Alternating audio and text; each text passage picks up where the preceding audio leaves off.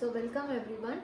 Today I'll be just showing one more problem on pentagonal pyramid when it is resting in one of its corner and the axis is inclined to HP and VP. So when it is inclined to HP and VP directly, we have to determine the apparent angle. So please understand the position, how it will be when it is resting on one of its corner to HP.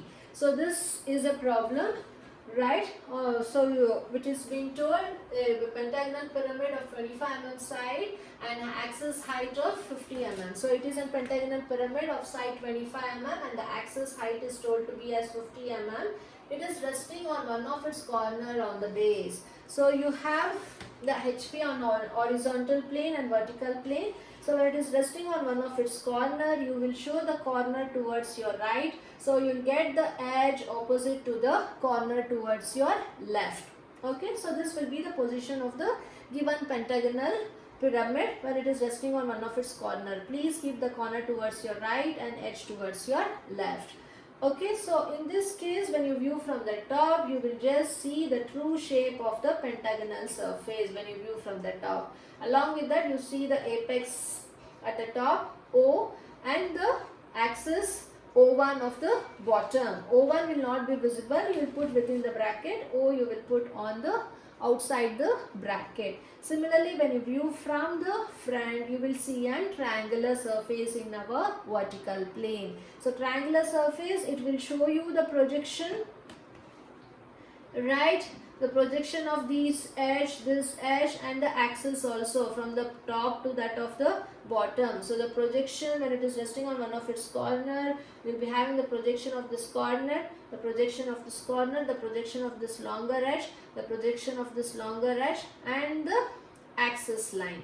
Okay, so this much you have to show, right? So that will be our front view, and the top view will show the true shape of the pentagonal base surface resting on one of its corners. So when it is resting on one of its corner, you will show the corner first so that the vertical edge will be, when it is resting on one of its corner, you will be having two corners oppositely.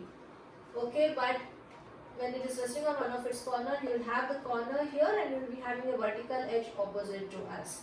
Okay, so this will be the true shape of the pentagonal surface. So you will first have a corner towards your right. For that you should be having a vertical edge opposite to it. So the side is 25 mm. So kindly show the side as 25 mm. So from there, please take 108 degree from both the side. Measure 25 mm using the compass, cut an arc, measure 25 mm and cut an arc. So from there again you take 120 degree,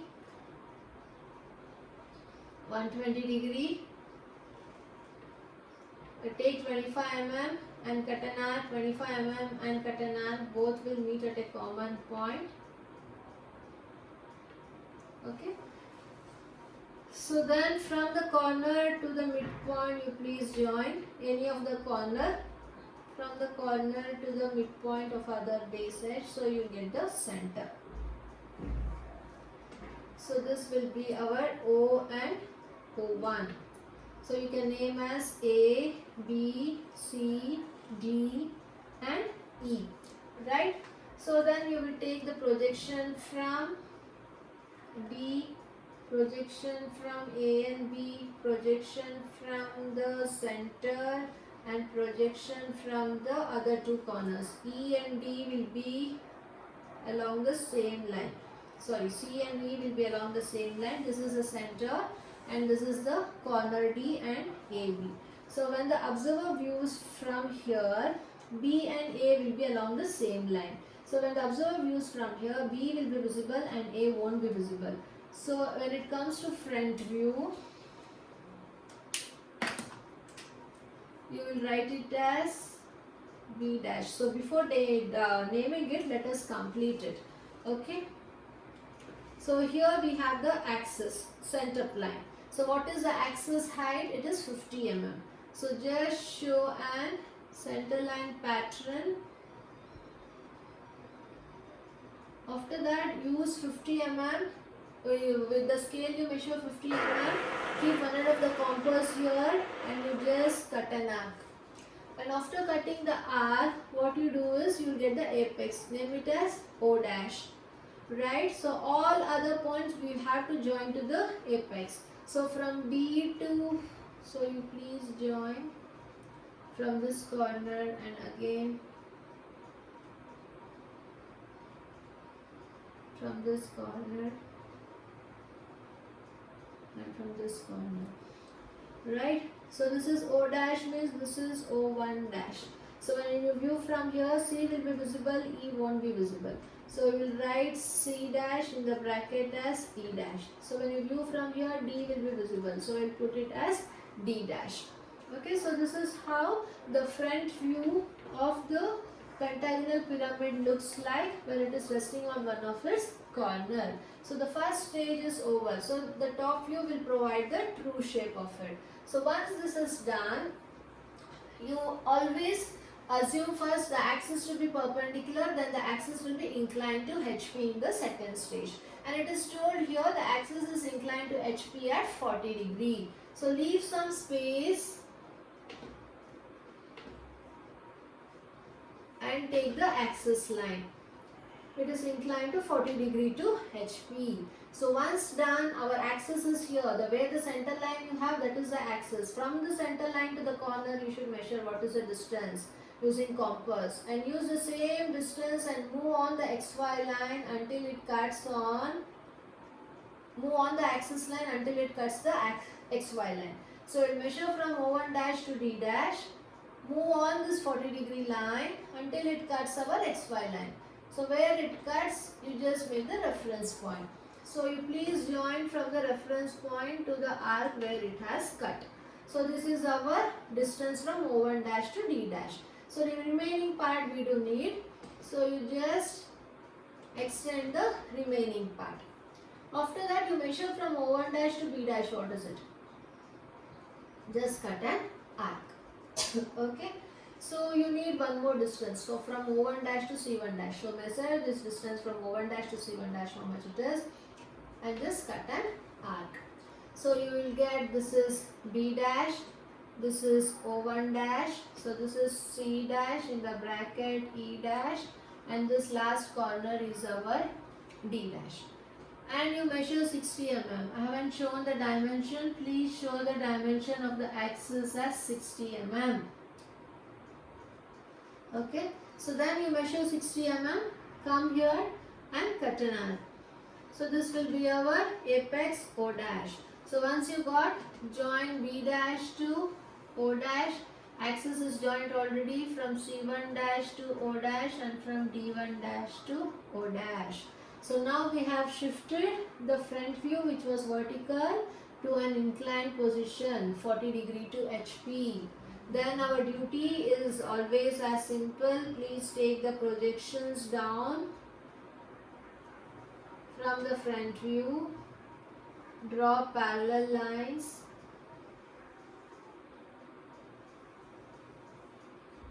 Extend the projections from each corner.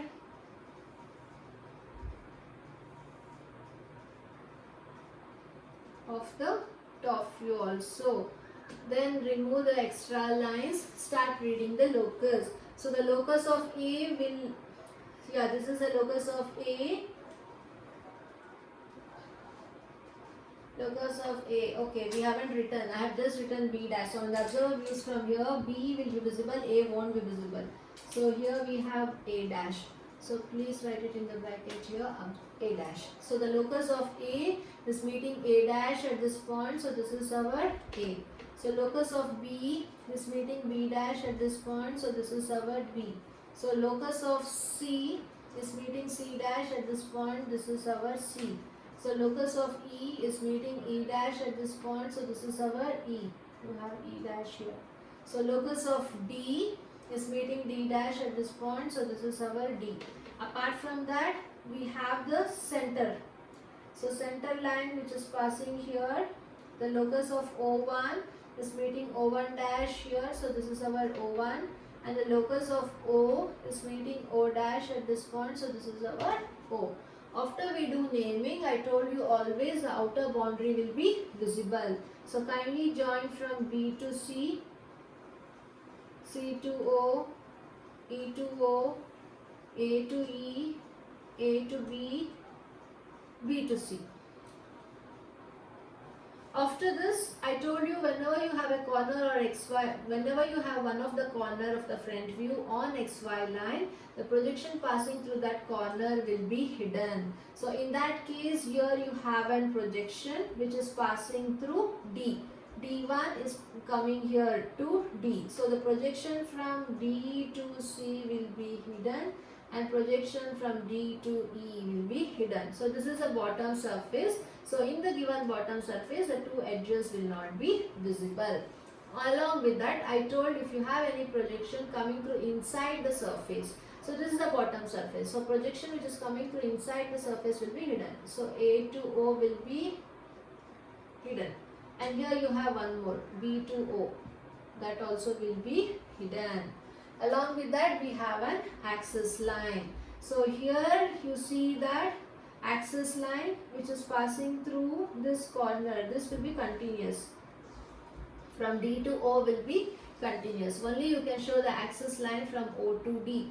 So you can change this and show the axis line, because that has been overlapped with one of the edges of the pyramid, longer edges of the pyramid, and hence the top view in the second stage will be like this, and this is the second stage front view. Always remember, kindly write x and y axis, VP and HP plane. I am not writing in each problem. So this is done. So what is the last stage? We usually take the inclination of VP. So inclination of VP is at 30 degree. But what it has been inclined to? Please see. The axis of the pyramid is inclined to HP and VP. So HP inclination we have covered. So now the left out part is VP inclination. What has been inclined? The axis is inclined. So whenever the axis is inclined, the true length will be obtained from the first stage, whereas the true length in the second stage you can't get it. It will be always the apparent length. Why? The axis will be inclined to some angle, and as the apparent length what you get in top view will be smaller than that of the true length. In that case, you have to take first 30 degree to VP. So I am taking 30 degree to VP, write it down. So to determine the apparent angle, always we have to take the true length from the first stage of the front view. So please take the true length from the first stage of the front view. First fix some point for apex. Okay, after fixing the apex, you measure 60 mm exactly and you just cut an arc on this 30 degree line. So once you cut, kindly draw the locus and name this as O1. This point is O. And after this, you come to the second stage. You measure the distance from O to O1, how much it is. Just cut an arc on the locus. So this is the apparent length. And then extend this to our XY line. So this will be our beta angle. So once you got, this is the true length, this is the apparent length. So once you got the apparent length, you extend this line because we need to construct the entire top view to inclined position. You have O1 to O. So extend this line so that we will be able to draw one of the edge of the base. After extending, you measure from O1 to this distance. What is it? Kindly make a reference point. So from there, you should draw a perpendicular line. So for this apparent angle line, you will be drawing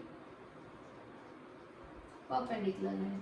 Once you draw the perpendicular line, you measure from the midpoint to B what is the distance, and you just cut an arc. And again from the midpoint to A what is the distance, and you cut an arc. So this is locus of O1, I will write it here. So cut an arc, so you will get A and you will get B. So now center O1 is got.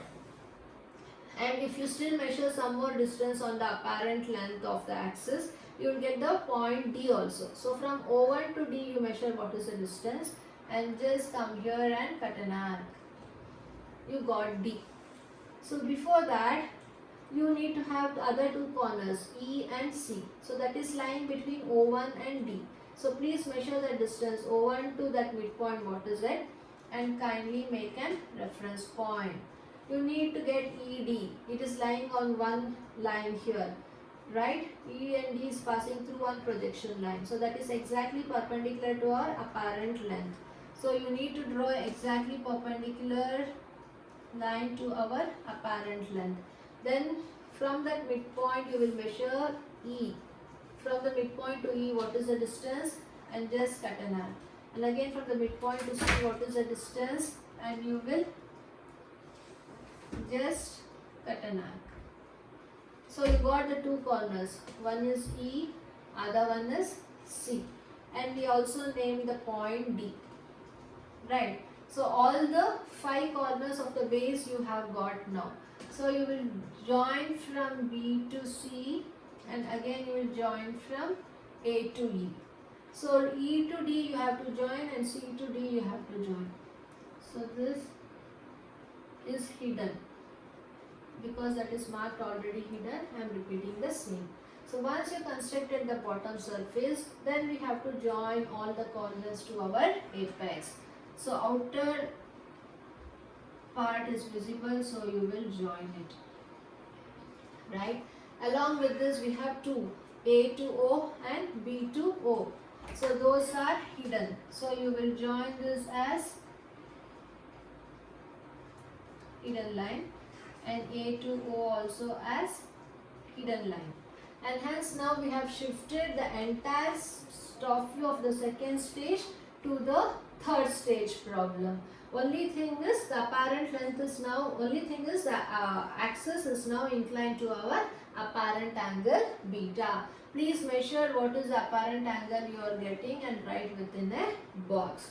So once this is done, we have to get our last stage. So how we do it? So we have to take the projection from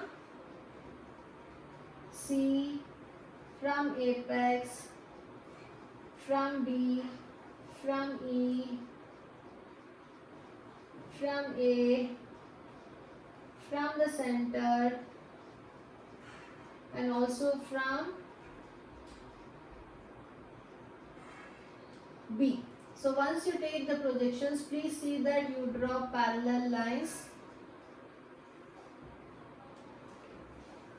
You will extend the projection from a front view also. O dash, B dash, A dash, O1 dash, C dash and E dash. So after you extend the projection, you see that you will erase the extra lines. So once you erase the extra line, kindly read the locus. So locus of A is meeting A dash at this point. So this is our A dash. And locus of A is over. And locus of E is meeting E dash at this point. So this is our E dash. And locus of B, this is the locus of B, it is meeting B dash at this point. So this is our B dash. Locus of C is meeting C dash at this point. So this is our C dash. Locus of D is meeting D dash at this point. So this is our D dash. Along with that, you have to show the center. Locus of O1 is meeting O1 dash at this point. So this is our O1 dash.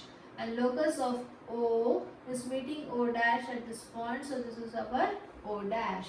So this is the bottom surface and the outer boundary to join the apex. Always, irrespective of the inclination with HP or VP, the outer boundary will be visible. So you will join the outer boundary from E dash to D dash, from D dash to C dash, from C dash to O dash, from A dash to O dash, from E dash to A dash. So this is visible. So in the observer views from here, the bottom surface will be visible. So you will join A dash to B dash and B dash to C dash also. And also any projection coming through the corner of the surface will be visible. So this is one corner we have joined already. So this is the other corner which are joined already. So this is a third which is passing through.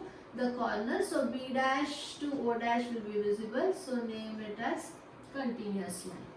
Along with that, we have two more projections which is passing through inside the surface. One is E dash to O dash and D dash to O dash. So we will show that as hidden line. And again D dash to O dash as hidden line. So after that, we have one more axis line which is passing through O1 dash to O dash. So that we have to show as a pattern of axis.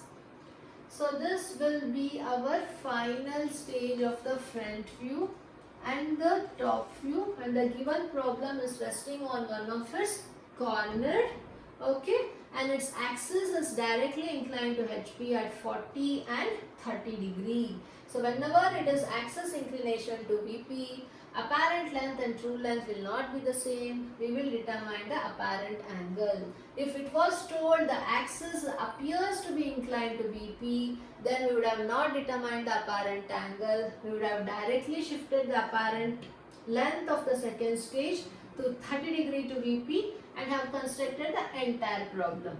Since it is directly inclined, we are determining the beta angle. So this is how you have to solve the problem in pentagonal pyramid. If it is resting on one of its corner and the axis is inclined directly to HP and VP at 40 and 30 degree respectively. Thank you.